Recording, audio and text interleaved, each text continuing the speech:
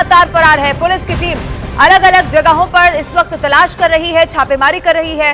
हाथरस के साथ मैनपुरी में भी बाबा के ठिकानों पर पुलिस छापेमारी के लिए पहुंची, लेकिन पुलिस की दबिश में बाबा अभी तक भी नहीं मिल सका है। एक तरफ पुलिस की टीम मैनपुरी में आश्रम के अंदर तलाशी अभियान चला रही थी, वहीं आश्रम के बाहर पूरी पुलिस फोर्स तैनात थी। मैनपुरी और हाथरस के आसपास के जिलों में बाबा की तलाश इस वक्त जारी है। वहीं आगरा में भी भोले बाबा के घर का पता चल गया है और ये घर करीब 10 साल से बंद पड़ा हुआ है। यहां पर भी आसपास लोगों से पूछताछ की जा रही है, किसी भी तरह इस बाबा तक पहुंचा जा सके, इस वक्त पुलिस की यही कोशिश है। क्योंकि आपको बता दें कि जब भगदड़ के दौरान लोग लगातार भीड़ बेकाबू होती चली जा रही थी, तब आयोजकों की तरफ से सूत्र ये बताते हैं कि बाबा को फोन किया गया, लेकिन बाबा का फोन तब तक स्विच ऑफ हो चुका था। ना बाबा ने मुड़कर देखा और ना ही बाबा के कारिंदों ने।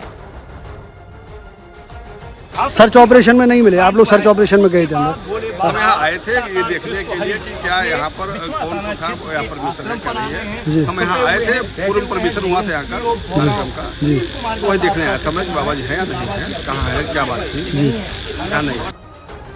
जितने भी मृतक हैं उनके साथ में हम सब लोग, हमारी सरकार है, मृतक जनों के लिए 2 लाख रुपए केंद्र सरकार से और 2 लाख रुपए प्रदेश सरकार के माध्यम से मृतक परिवारों को दिए जा रहे हैं और घायलों को 50-50 हज़ार रुपये की धनराशि देने का माननीय मुख्यमंत्री जी ने और प्रधानमंत्री जी ने घोषणा की है। हम सब लोग इस घटना की पूरी तरह से 24 घंटे के अंदर जब प्रथम रिपोर्ट आ जाएगी, उसको हम सब लोग प्राप्त करने के बाद में सरकार के द्वारा क्या कार्रवाई की जाएगी, एक्शंस लिए जाएंगे, जो भी दोषी होगा इस घटना के लिए उस पर कार्रवाई की जाएगी। तो हम लोग पूरे लोग लगे हुए हैं, बाकी सब और पॉलिटिकल पार्टीज़ के लोग भी होंगे यहाँ।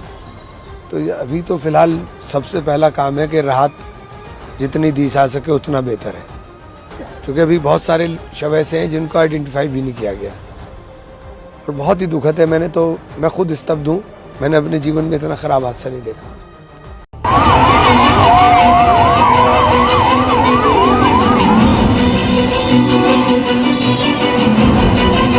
वो बाबा जिन्होंने कभी सोचा भी नहीं होगा कि सत्संग के दौरान वो कई लोगों की मौत की वजह बनेंगे।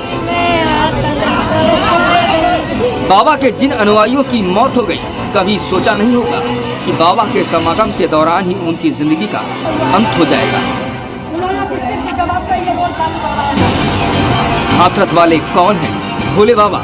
क्या है भोले बाबा का पिछला रिकॉर्ड? अगर हाथरस वाले इस बाबा को जानना चाहते हैं तो सबसे पहले बाबा के इस समागम का वीडियो देखिए। भोले बाबा के नाम से प्रसिद्ध इनके लाखों अनुयायी हैं जो बाबा को मानते हैं, सुनते हैं और उनके समागम में दौड़े दौड़े चले आते हैं।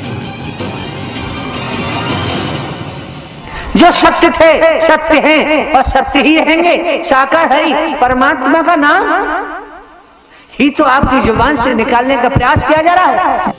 लेकिन बाबा दूसरे बाबाओं से बिल्कुल अलग हैं। न बाबाओं वाला कोई लुक, न ही बाबा वाली कोई भाव भंगिमा, न कोई बड़ी दाढ़ी, न कोई बड़े बाल। एकदम नए जमाने के बाबा हैं ये, जिनके शब्दों में आकर्षण की ताकत है, लेकिन लुक एकदम स्टाइलिश। बाबा कभी सूट बूट और टाई में दिखते हैं तो कभी बाबा काले चश्मे और सफेद कुर्ते में दिखते हैं। हर समागम में बाबा का लुक एकदम अलग ही दिखता है।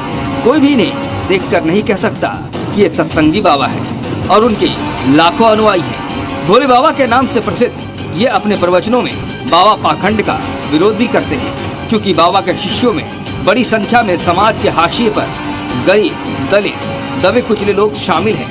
उन्हें बाबा का पहनावा और ये रूप खूब लुभाता है। बाबा के सत्संगों में बड़ी संख्या में लोग जुटते हैं। बाबा के शिष्य अपनी ही मस्ती में रहते हैं। यही वजह है कि मीडिया से भी ये लोग दूरी बरतते हैं। दरअसल बाबा के सत्संग के तौर तरीके चूँकि आम संतों से अलग होते हैं, लिहाजा ये लोग नहीं चाहते कि इस पर किसी प्रकार की टीका टिप्पणी हो। भोले बाबा बनने की कहानी क्या है? कैसे एक नौकरी पेशा बाबा बन गए?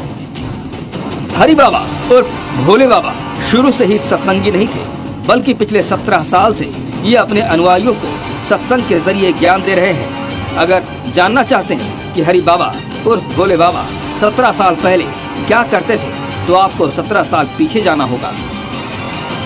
असली नाम नारायण साकार हरि एटा बहादुरपुर गांव के निवासी हैं। यूपी पुलिस में नौकरी करते थे। बाबा पुलिस कांस्टेबल के पद पर तैनात थे। 90 के दशक में नौकरी छोड़ दी, नाम बदलकर विश्वहरि रख लिया। लोगों के लिए समागम लगाने लगे। पत्नी भी समागम में रहती। SC ST ओबीसी में गहरी पैठ है, मुस्लिम भी अनुयायी हैं। कहा जाता है कि गरीब और वंचित तबके के लोगों के बीच इनकी लोकप्रियता इतनी तेजी से बढ़ी कि कुछ समय में ही लाखों की संख्या में इनके अनुयायी बन गए। उत्तर प्रदेश के अलावा आसपास के राज्यों में भी घूम घूम कर बाबा लोगों को भगवान की भक्ति का पाठ पढ़ाते हैं। खुद भोले बाबा कहते हैं कि बचपन में वो अपने पिता के साथ खेती बाड़ी का काम करते थे। संत भोले बाबा का दावा है कि वो खुद कहीं नहीं जाते, बल्कि उन्हें भक्त बुलाते हैं। भोले बाबा का आश्रम कासगंज जिले के पटियाली तहसील के बहादुर नगर गाँव में मौजूद है। ये उनका पैतृक गाँव भी है। भोले बाबा का बहादुर नगर में बड़ा आश्रम बना है। इस आश्रम में पहले हफ्ते के प्रत्येक मंगलवार को सत्संग होता था, लेकिन कुछ वर्ष पहले से ये परंपरा। देखिए इसमें जांच होगी। देखिए वो जांच में निकल आएगा। इसका जिम्मेदार कौन होगा? नहीं सर, आप ऐसे नहीं जा सकते, आप जवाब दीजिए हमें। देखिए वो जांच का विषय। 2 घंटा हो गए मार रहे हैं ये तो। एक भी व्यवस्था नहीं है इनके पास। पुलिस प्रशासन की जिम्मेवारी के हिसाब से ये इतना कांड हुआ है। पुलिस प्रशासन ने एक रोड जो बंद था, जाम लगा हुआ था रात 11 बजे से, वो जाम खुलवाया पुलिस प्रशासन ने, और उसकी वजह से ये दुर्घटना हुई। 100-150 चले गए। जब कितने लोगों की मौत हुई? 100-150 आदमी चले गए, यहाँ से 200 के लमसम चले गए। और ये अभी तक कोई लाइट एक डॉक्टर थे, बाकी के कोई नहीं। आगे को अप्लाई नहीं कर रहे, नहीं अभी तक कोई दे पा रहे, तो क्या करेंगे? हॉस्पिटल में ऑक्सीजन में बताइए, हमने कैच के लाया, इनमें सांस चल रही है, जान है वो नहीं खत्म हो रही है। ना दरोगा ना मंत्री एसपी कोई नहीं है यहाँ पर। डॉक्टर नहीं है, नहीं कोई ऑक्सीजन है, कोई ड्रिप लगा रहे, कोई सीरियस होगा उसमें ड्रिप लगा दे तभी बच जाएगा। लगभग कितने लोगों की मौत हो चुकी है यहाँ पर?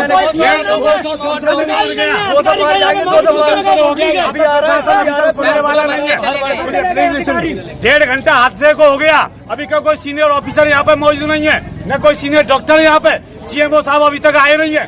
200 मौतें लगभग हो चुकी है, कोई सुनने वाला नहीं है, कोई रेफर करने वाला नहीं है। ऑक्सीजन लगी।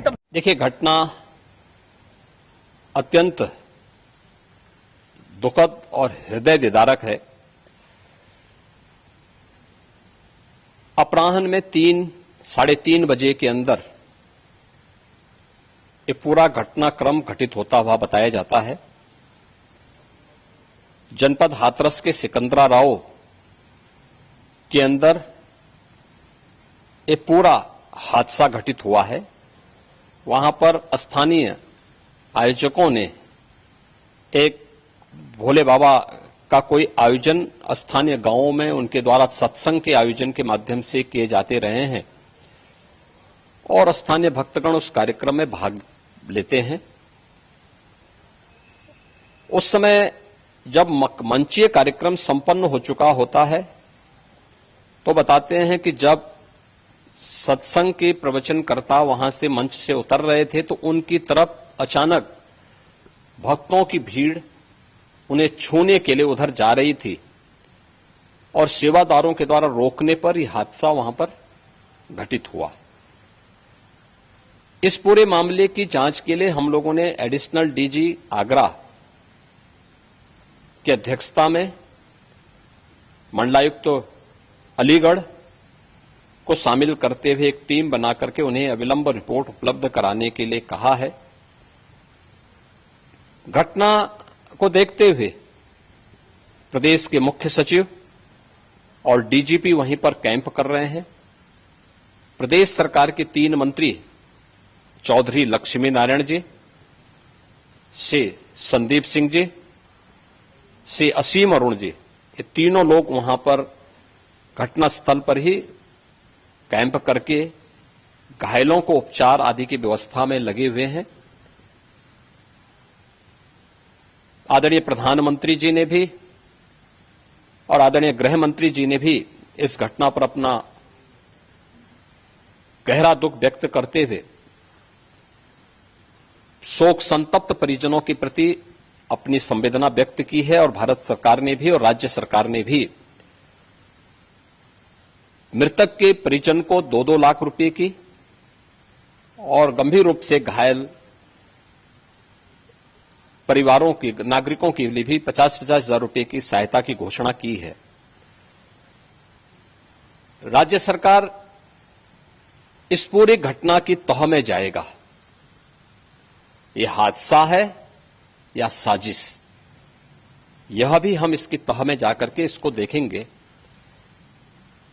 इस प्रकार की घटना पर पीड़ितों के प्रति संवेदना व्यक्त करने की बजाय राजनीति करना यह अत्यंत दुर्भाग्यपूर्ण है और निंदनीय भी। जो लोग इस पे कुछ राजनीतिक दल इस पे राजनीति भी कर रहे हैं, इसको गलत बता रहे हैं, आपको लगता है कि इस तरीके की घटना जब होती है तो राजनीति करने की बजाय सरकार देखिए ये समय पीड़ितों के घावों पर मलहम लगाने का है, पीड़ितों के प्रति संवेदना का है। सरकार इस मामले में पहले से संवेदनशील है और सरकार इस मामले की तह में जाकर के साजिशकर्ताओं को भी और इस घटना के जिम्मेदार जो हैं उनको भी उचित सजा देगी।